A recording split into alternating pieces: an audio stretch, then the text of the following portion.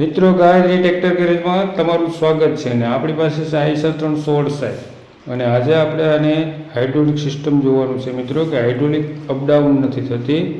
તો આપણે જાણવા મળ્યું કે આ હાઇડ્રોલિક સક્શન ફિલ્ટર જામ છે અને આજે આપણે તેને ખોલ્યું છે મિત્રો. તો આપ જોઈ શકો છો કે આ કમ્પ્લેટ આખું સંપૂર્ણ રીતે જામ થઈ ગયેલ છે મિત્રો. તો હવે આપણે તેને નવું બદલાવવું પડશે મિત્રો.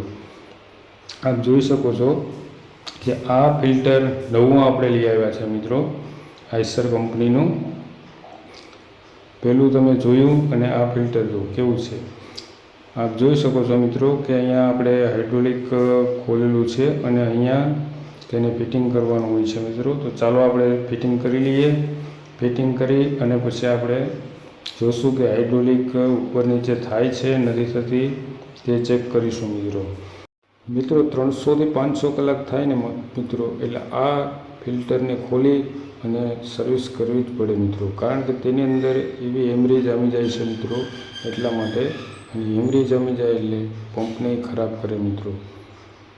કારણ કે તેની અંદર એટલી ગંદકી જામેલી હોય છે ને મિત્રો કે થોડી થઈ અને એમાં હેમરી પણ જામી જાય છે મિત્રો. કારણ કે ગેરના ઘસારાને લીધે હેમરી જામ થઈ જાય છે મિત્રો. તો તે આપણા હાઇડ્રોલિક પંપને પણ ખરાબ કરે છે મિત્રો.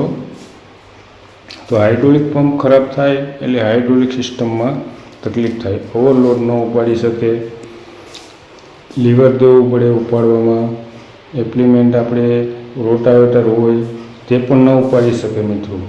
10-15 લીવર ગયું ત્યારે હાઇડ્રોલિક કામ કરે મિત્રો. તો મિત્રો આવા જ વિડીયો જોવા માટે ચેનલને લાઈક કરજો, સબસ્ક્રાઈબ કરજો, કમેન્ટ કરજો. તો મિત્રો આપણે આ ફિલ્ટર કમ્પ્લીટ ફિટિંગ કરી લીધું છે મિત્રો અને હવે આપણે હાઇડ્રોલિક ટ્રેક્ટર ચાલુ કરી અને જોશું કે હાઇડ્રોલિક સિસ્ટમ કામ કરે છે કે નથી કરતું. તો આવા જ વિડીયો જોતા રહેજો મિત્રો. અને વિડીયો તમે આખો જોશો તો જ તમને ખબર પડશે કે હાઇડ્રોલિક સિસ્ટમ બરાબર કામ કરે છે નથી કરતું. તો આપ જોશો મિત્રો કે આપણે કમ્પ્લીટ ફિટિંગ કરી અને જોયું મિત્રો કે હાઇડ્રોલિક કમ્પ્લીટ કામ કરે છે મિત્રો. આ ટ્રેક્ટર પહેલાં આવ્યું ત્યારે હાઇડ્રોલિક અપડાઉન નથી થતી. તો હવે આપ જોઈ શકો છો કે આ કમ્પ્લીટ કામ કરે છે. જોશો મિત્રો કે આપણે હાઇડ્રોલિક ઊંચી કરીએ એટલે ઊંચી થાય છે મિત્રો. જો કમ્પ્લીટ થઈ ગયું છે મિત્રો આ ટ્રેક્ટર. એટલે આવા ફિલ્ટર તમે ચેક કરો મિત્રો. કારણ કે તમે મોટા બોલ્ટમાં ન ફસાવો